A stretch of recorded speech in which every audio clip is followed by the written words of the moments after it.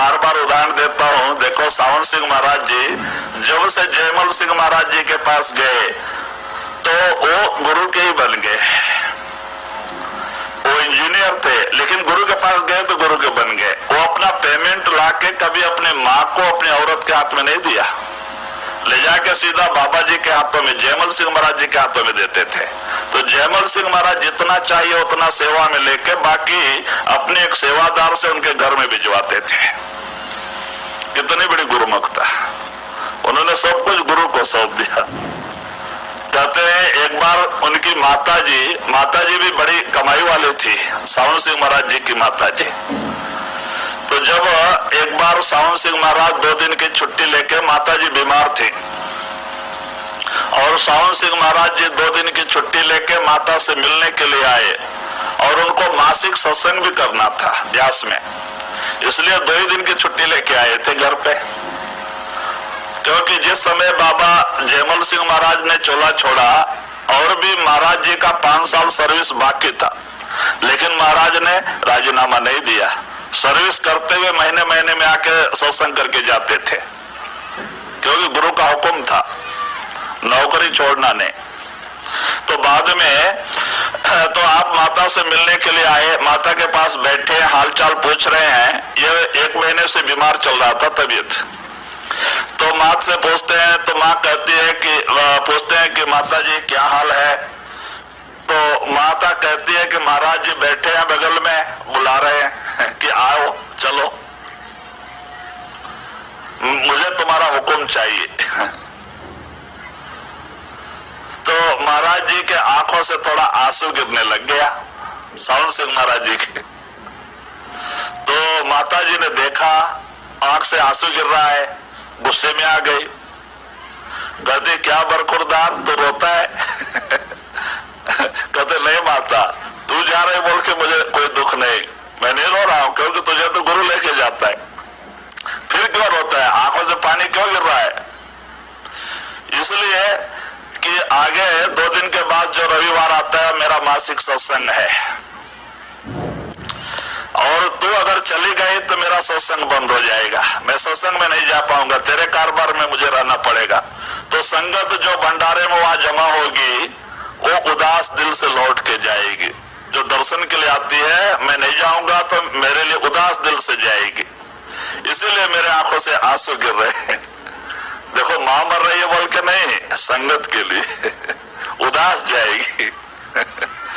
तो माता ने कहा अच्छा ठीक है, मैं गुरुदेव से पूछती हूँ। तो उन्होंने फिर आंख बंद कर लिया और महाराज जी से प्रार्थना किया कि बरखुरदार दुखी है, क्योंकि कल नहीं परसों उसका मासिक सत्संग है, सत्संग में काफी लोग आएंगे आशा लगा के, और ये अगर मैं चली गई तो इसको यहाँ पे कारोबार करना पड़ेगा और वहां पे संगत उदास जाएगी, इसीलिए वो रोता है, उसको दुख है, करके आवे और मैं सोमवार को लेके चलूंगा तुमको। जो शनिवार को ले जाने वाले थे वो सोमवार तक वादा रख दिया बाबा जी ने, क्योंकि वो कमाई वाले थे।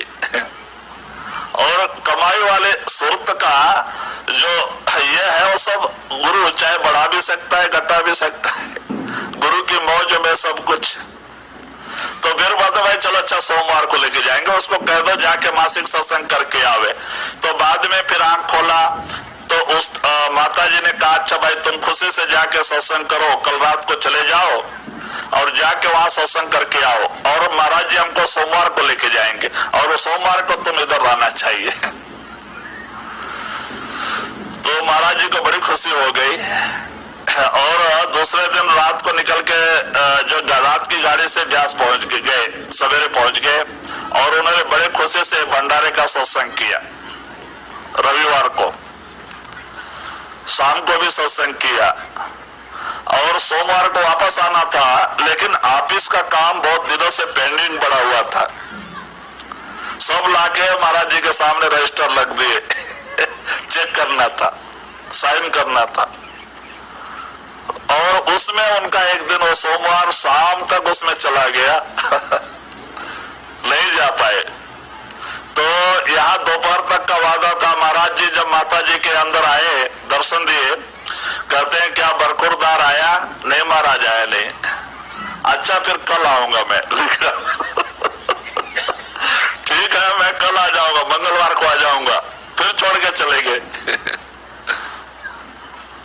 तो यहाँ पे सोमवार को जब ऑफिस से खत्म हो गए, काम खत्म हो गए, तो महाराज कहते हैं भाई हमें जाना है, क्योंकि माता जी आज ही जाने वाली थी, लेकिन अब हमारे बगैर नहीं जाएगी, हमें जाना है जल्दी।